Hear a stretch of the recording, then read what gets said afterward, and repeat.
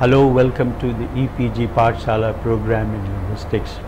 My name is Pramod Pandey, Center for Linguistics, Jawaharlal Nehru University. Today we are going to discuss the module Doing OT, Part 1. As you know, this is part of optimality theory, which is a part of the course Advanced Phonology.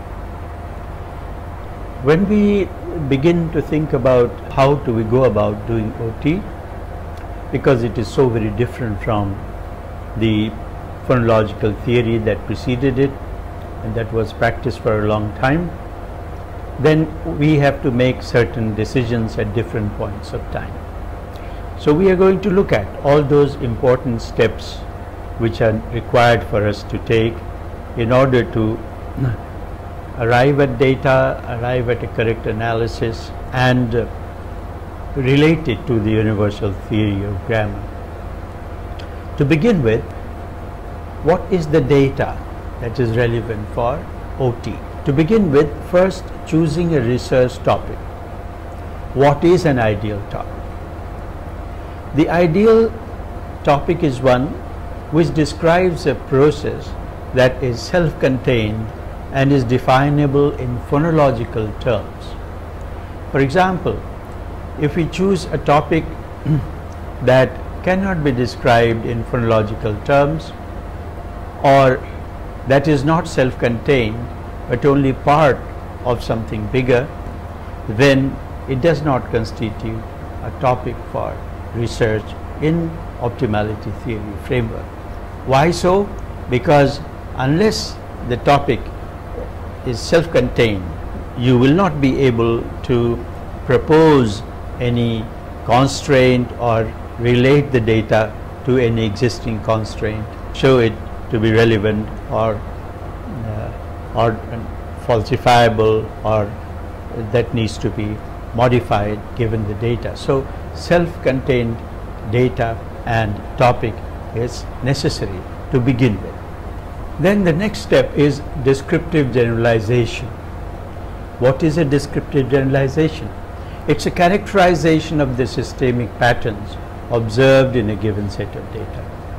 So the patterning is important in descriptive generalization. Before you analyze the data, it is necessary for us to look at the generalizations, all the generalizations possible in relation to a given set of data. For example, suppose in a given language the final consonant of all word final clusters is deleted. Suppose that's the generalization you have. Now, for it to be fully analyzable, it is necessary that all the aspects of it are taken into account. Suppose you have looked at all the data and find that except when the cluster is preceded by a high front and rounded vowel, then you have looked at all the facts relating to the data. So you can state it in informal terms.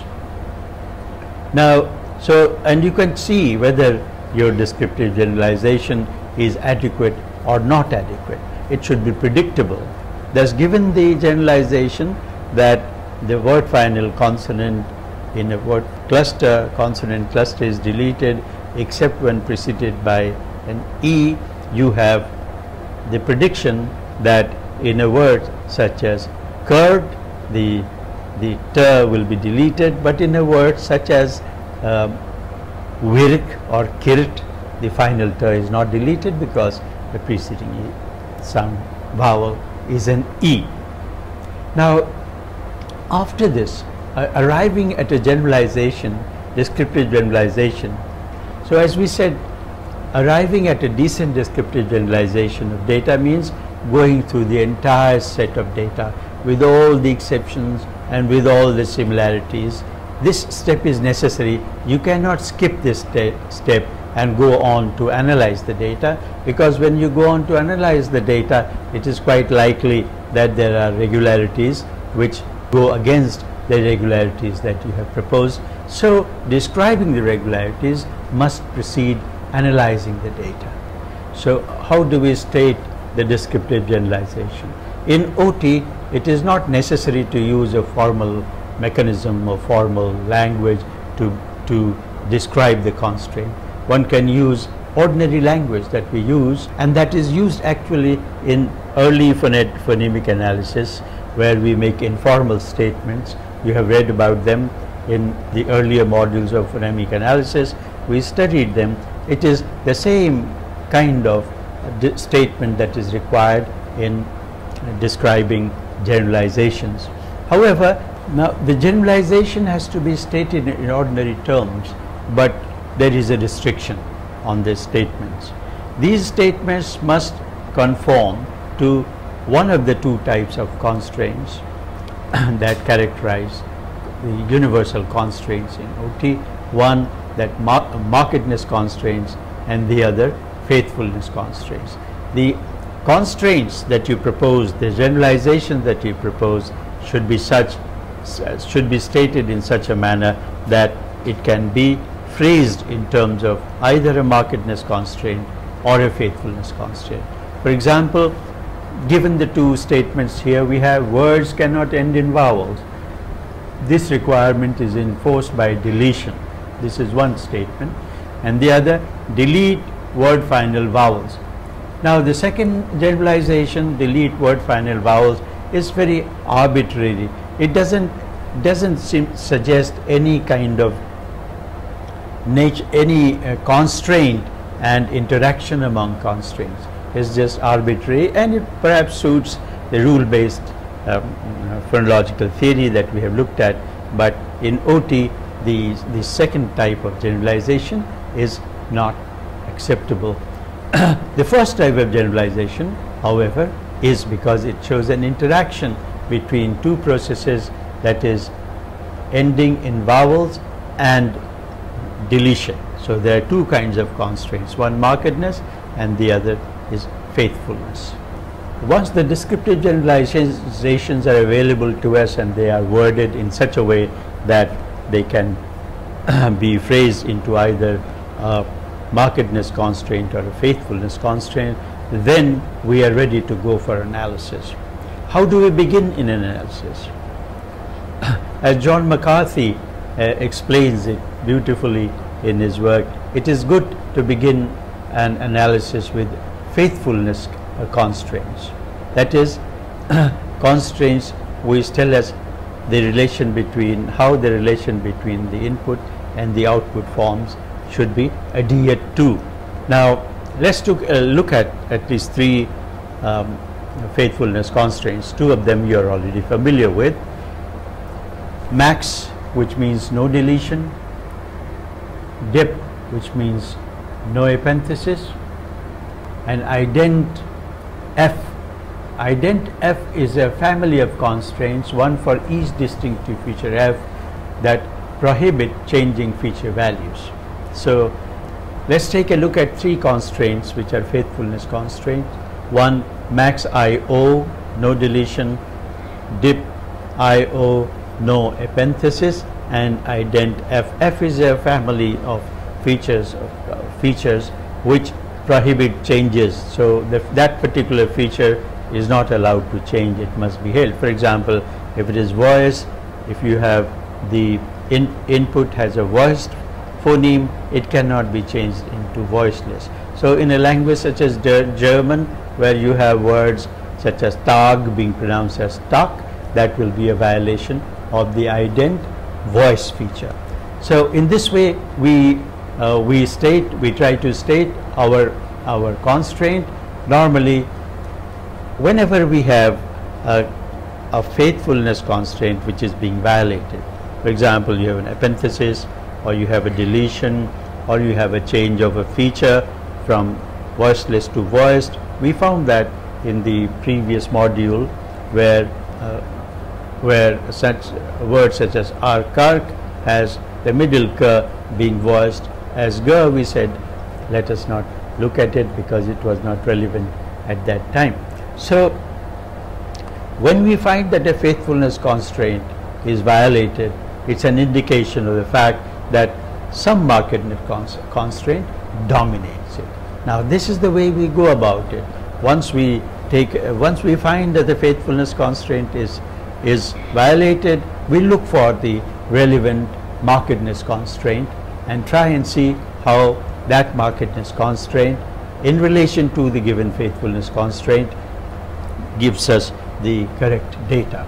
Now we said that markedness, if there is a violation of faithfulness constraint, that means there is a markedness constraint which is ranked above this. Now that's one of the ways to see how constraints are ranked. What are the other ways in which we examine the ranking amongst constraints? Ranking among constraints means deciding on the relationship between the constraints. There are three indispensable elements to any valid ranking argument. Number one, that there is a conflict between two constraints. So the two constraints should be in a conflict. For example, if you say that that a final consonant is deleted, that means it is in conflict with the faithfulness constraint which says no deletion, and a markedness constraint which says that a deletion is possible.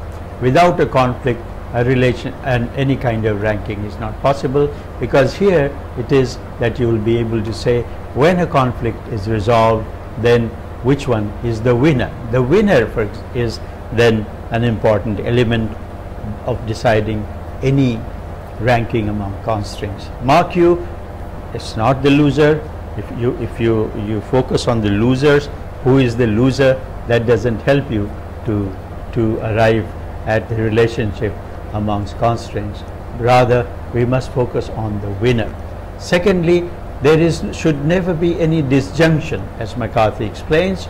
That is, given the relationship between the two constraints, it should not be the case that there is a third constraint which can account for the data which are relevant, which are at the center of your focus for analysis. So these three elements: number one, that there is a conflict; number two, there is a winner; and number three, there is no disjunction between these constraints.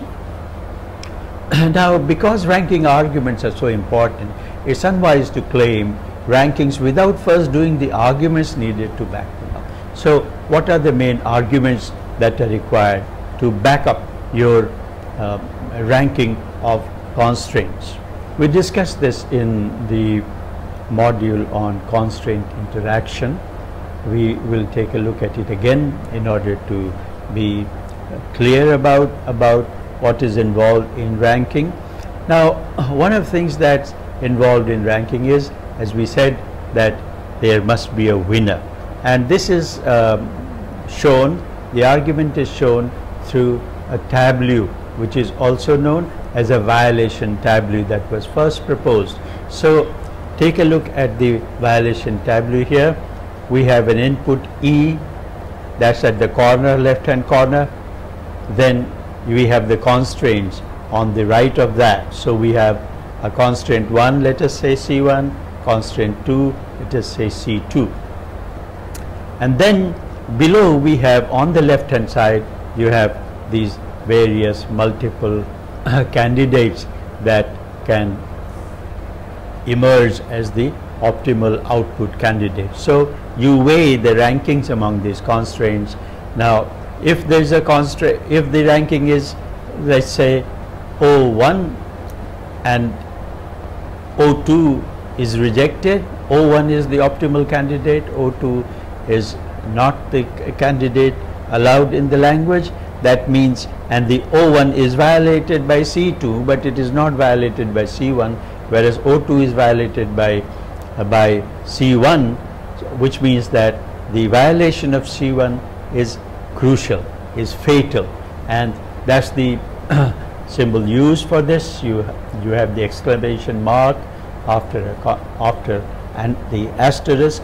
The asterisk here in OT is used as a violation as compared to asterisk in other fields of linguistics. For example, in genitive grammar, in general, an asterisk stands for something which is not acceptable, ungrammatical, etc.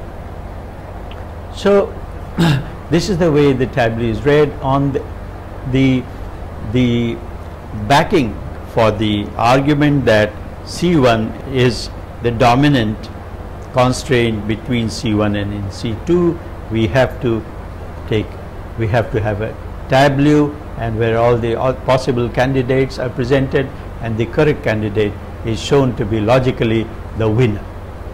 So the general process is trying to see how multiple candidates can all be rejected until you arrive at the optimal candidate. Now the rejection of a candidate on account of it violating some constraint means that a certain constraint is lower and lower in the rankings, and the one constraint that is inviolable, that cannot be violated, and that decides the fate of the candidate to emerge as the optimal candidate, that's the one which is leftmost, which is the most dominant. Now it is quite likely that two constraints are equally dominant. It's not always the case that given a set of constraints, let's say 6 constraints, we have to have each one of them ranked lower or higher than the other. That the data that we look at, observe, doesn't require that. Unless there is a crucial case for arriving at such a conclusion, we should not jump at it, or we should not be looking for a ranking.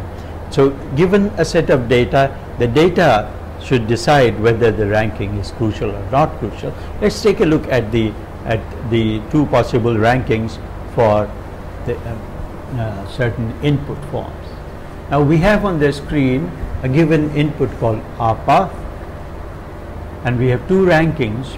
In one ranking, max dominates depth, and in another ranking, depth dominates max. Onset is the lowest among these. Now, so given APA, we have A, Pa, 2 syllables.